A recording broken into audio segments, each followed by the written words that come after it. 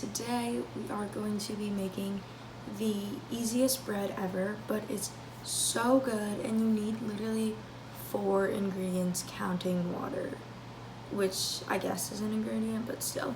It's so simple and honestly probably anyone can make it if you have the right ingredients, and I'm guessing you have all of these ingredients. So and you don't need any like fancy like Dutch oven or anything like that, and the bread is still like super crispy on the outside but soft on the inside. And all you need will be a bowl, flour. Today I'm using red flour. This is unbleached bread flour. This is actually gonna be my first time using bread flour because the past times I've been making it, I've been using all-purpose and it turned out just as great. You'll also need some yeast. I'm using active dry yeast. And last but not least, you need some water. All the ingredient stuff will be in the description. And you want it to be hot, but not over 130 degrees Fahrenheit. But I don't have a like temperature thermometer thing, so I just filled it about like half a cup with hot water and then 1 cup of like fridge water, and then I added a little bit more hot water because it felt like not hot enough. So I'm gonna start off with 3 cups of flour. Oh, and you also need salt. That's the other thing.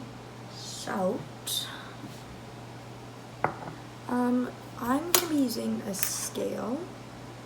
This scale, I got it for like $10 off of Amazon. I can link it.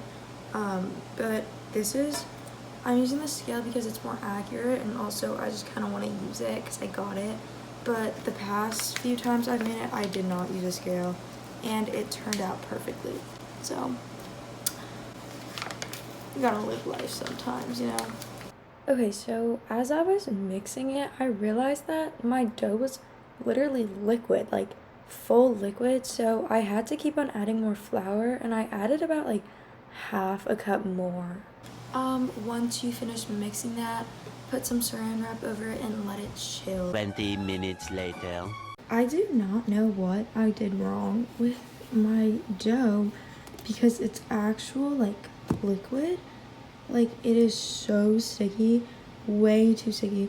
So I'm actually going to knead this and then let it set for another few hours because this is so like, I think it might be the bread flour, but like I really don't know. Okay, so this is what I'm doing. I take this and then I just kind of like do that like back on itself. Yeah. Okay, so it has been 3 hours, like 1.5, 2 since I last touched it, and this is what she looks like. Not bad. Not bad. Okay, so I think I'm going to do my second, well, like the original shaping I was supposed to do, or the like little, I'll show you, don't worry. So basically what you're gonna do is flour your surface. Usually I use a board, but today I'm kind of lazy, so I'm just gonna use the parchment paper. And then you take your dough and you put it on. Okay, this is what it should look like, and then just kind of make it into a circular like round, like that's what your actual bread is gonna be. And I already know I messed up doing the extra flour kneading because it does not it feels too like glutinous.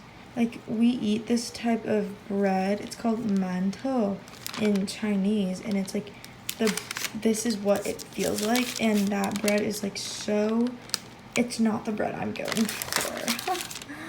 Yeah, so final product should look something like this. Now you take a separate bowl, which I have right here, and then you transfer this thing into this roll. This is what it looks like, and now I'm just gonna cut off the extra parchment paper, and then I'm gonna put the paper towel over again and let it sit for like another 30 minutes. Okay, so if you have a Dutch oven, I highly suggest that, but I do not. So I am using this big stainless steel. Actually, I don't know if it's stainless steel, but I know it can go in the oven. And I'm taking a baking sheet.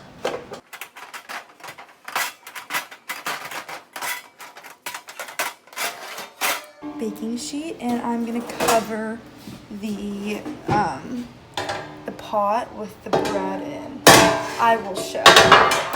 So pretend the bread is in. I'm gonna put it in like 2 seconds, and I just cover it. Oh my god, cover it like that. Like, you get the gist. And set your oven to 450. 450.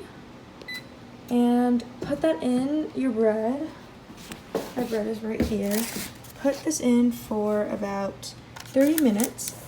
And then take the big tray lid off and bake that for another 10-15 minutes. Or however crispy you want it on the outside. And that should be good. I will show. So this is what I mean by the pan over the pot, and then this is after 30 minutes of letting it cook with the thing over it, and then I cooked that for 15 minutes uncovered, and the bread looks like this. Very cute, very crunchy on the top.